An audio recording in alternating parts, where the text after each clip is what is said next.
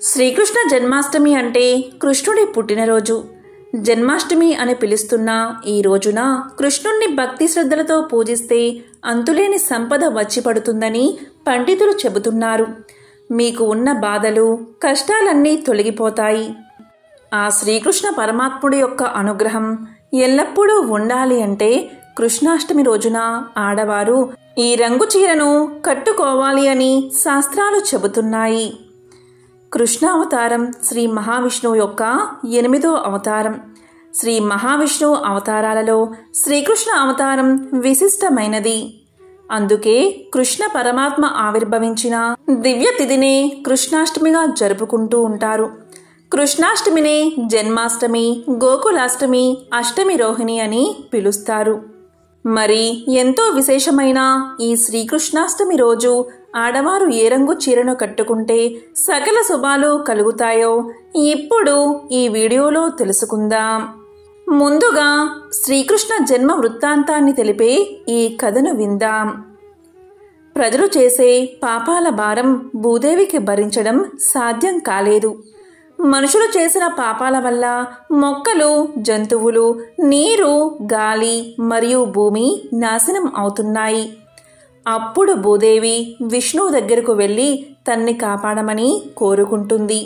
హిందూ మత గ్రంథాల ప్రకారం ఈ ప్రధాన సంఘటన భగవంతుడైన శ్రీకృష్ణుడి జన్మకు ప్రేరేపించింది. ఇది కృష్ణుడు జన్మించడానికి మొట్టమొదటి కారణం. మధుర పాలకుడైనటువంటి కంసుడు దుష్ట శక్తిగా మారి చేస్తున్న పాపాలు తారాస్థాయికి చేరుకున్నాయి.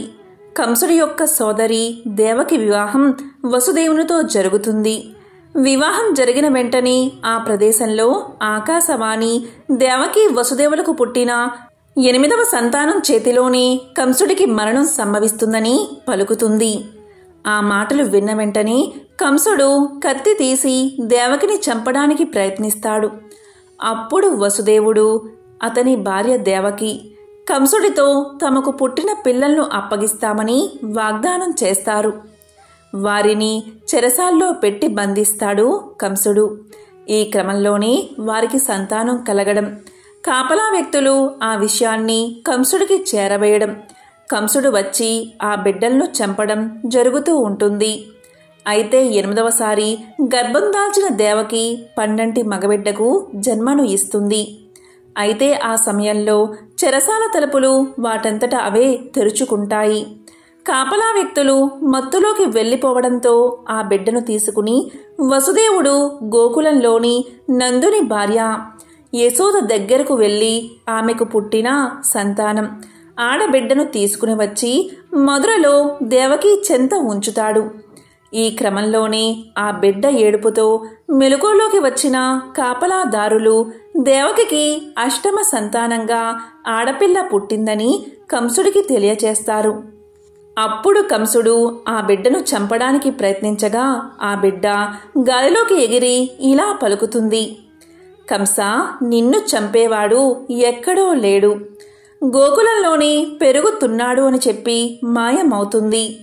ఈ విధంగా కన్నయ్య ఒక రాజకుటుంబంలో జన్మించినప్పటికీ గోకులంలో గోవుల కాపరిగా పెరిగి చివరికి కంసుణ్ణి సంహరిస్తాడు. ఈ విధంగా కంసుణ్ణి చంపడం కోసమే శ్రీకృష్ణుడి అవతారంలో విష్ణుమూర్తి జన్మించాడు. ఇది కృష్ణుడి యొక్క జననం వెనుక ఉన్న కథ. ఈ సంవత్సరం అంటే 2023వ సంవత్సరం కృష్ణాష్టమి పూజకు సంబంధించిన ముహూర్తం సెప్టెంబర్ 6వ తేదీ రాత్రి 11:57 మొదలై సెప్టెంబర్ 7 మధ్యాహ్నం 12:42 ముగుస్తుంది. శ్రీకృష్ణ జన్మాష్టమి రోజున పూజ చేసే ఆడవారు ఆకుపచ్చ రంగు లేదా నీలం రంగు చీరను కట్టుకోవాలని పండితులు చెబుతున్నారు. ఈ చీరను కట్టుకుని లేదా ఇలాంటి రంగులో ఉండే దుస్తులను ధరించి కృష్ణుణ్ణి పూజించడం వల్ల కృష్ణుడితో పాటు లక్ష్మీదేవి కూడా ప్రసన్నమవుతుంది. దీర్ఘ సుమంగళి యోగం సిద్ధిస్తుంది. కష్టాలన్నీ తొలగి ఆర్థిక సమస్యలు, ఇబ్బందులు తొలగి సకల శుభాలు కలుగుతాయి. లక్ష్మీదేవి అనుగ్రహం కూడా మీకు కలుగుతుంది. శ్రీకృష్ణ జన్మాష్టమి రోజున ప్రత్యేకంగా పూజలు చేస్తే వివాహం కాని వారికి వివాహం జరుగుతుంది. కన్యలకు కోరిన వరుడు దొరుకుతాడు. ప్రత్యేకంగా ఈరోజు గుడిలో జరిగే రుక్మిణీ కళ్యాణంలో పాలు పంచుకుంటే వివాహ యోగ్యం కలుగుతుందని పండితులు చెబుతున్నారు. అలాగే శ్రీకృష్ణుణ్ణి స్మరిస్తూ గోవులకు ఏదైనా తినిపించాలి. ఇలా చేస్తే కృష్ణుడి అనుగ్రహం మీకు తప్పకుండా కలుగుతుంది. శ్రీకృష్ణాష్టమి రోజు ఏం చెయ్యాలి అంటే, కృష్ణాష్టమి రోజు ఉదయాన్నే నిద్రలేచి అభ్యంగన స్నానం చెయ్యాలి. గుమ్మానికి తోరణాలు, గడపకు పసుపు కుంకుమలు, పూజా గదిలో ముగ్గులు అద్ది పూజకు సిద్ధం కావాలి. బాలకృష్ణుణ్ణి ఇంటికి ఆహ్వానిస్తూ ఇంటి బయట నుంచి లోపలి వరకు కృష్ణుడి పాదాలను ముగ్గుతో వేయాలి. ఇతర పూజలకు భిన్నంగా కృష్ణాష్టమి పూజను మధ్యాహ్నం 12 గంటలకు ఆరంభించడం ఆనవాయితీ. వీలైతే ఆ సమయానికే పూజ సాగేలా చూసుకోవాలి. కృష్ణుడికి తులసి అంటే చాలా ఇష్టం. అందుకని పూజలో ఆచమనం చేసే నీటిలో తులసి ఆకులు వేసుకుంటే మంచిదని చెబుతారు. ఆయన ప్రతిమను కూడా తులసి మాలతో అలంకరించమని సూచిస్తారు. కృష్ణుడికి పొన్న చెట్టుతోనూ అనుబంధం ఉంది. వీలైతే ఆ పొన్న పూలతో ఆయన్ని పూజిస్తే మంచిది.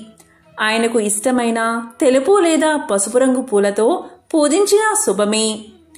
కృష్ణాష్టకం, కృష్ణ అష్టోత్తరం వంటి స్తోత్రాలను చదువుతూ పరిమళభరితమైన పుష్పాలతో ఆయన్ని అర్చించాలి.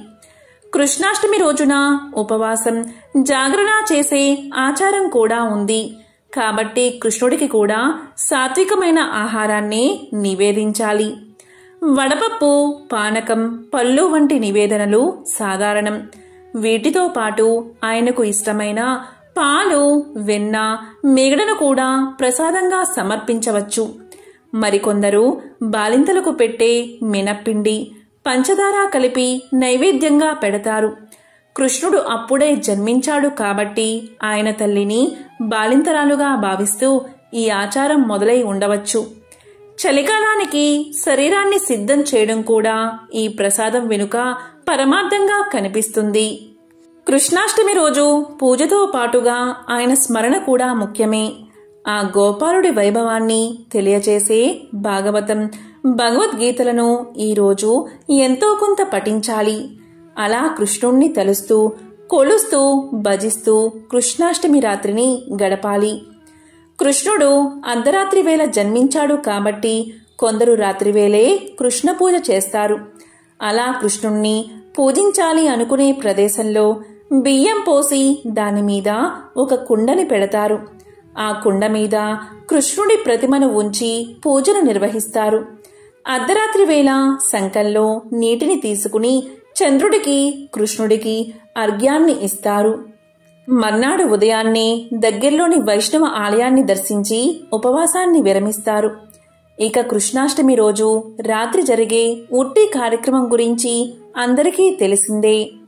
బాలకృష్ణుడి చిలిపి చేష్టలను తలుచుకుంటూ పాలు, పెరుగు, వెన్న, అటుకులు, పళ్ళు లాంటి పదార్థాలు ఉంచిన ఉట్టిని కొడతారు.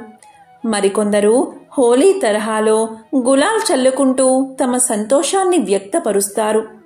ఇంకొందరు చిన్న బాలకృష్ణుడి ప్రతిమను మనసారా అలంకరించి ఊయల్లో ఉంచి రాత్రంతా ఆయన కోసం కీర్తనలు, భజనలు పాడుతూ ఉంటారు.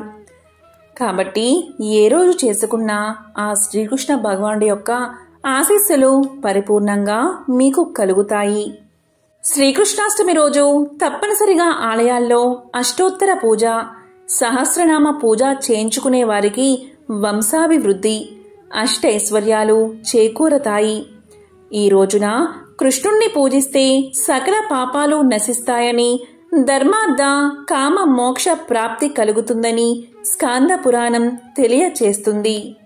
అలాగే శ్రీకృష్ణుడికి పూజ చేసి కృష్ణుడి ఆలయాలు దర్శించుకునే వారికి కోటి జన్మల పుణ్యఫలం లభిస్తుందని పురాణాలు చెబుతున్నాయి.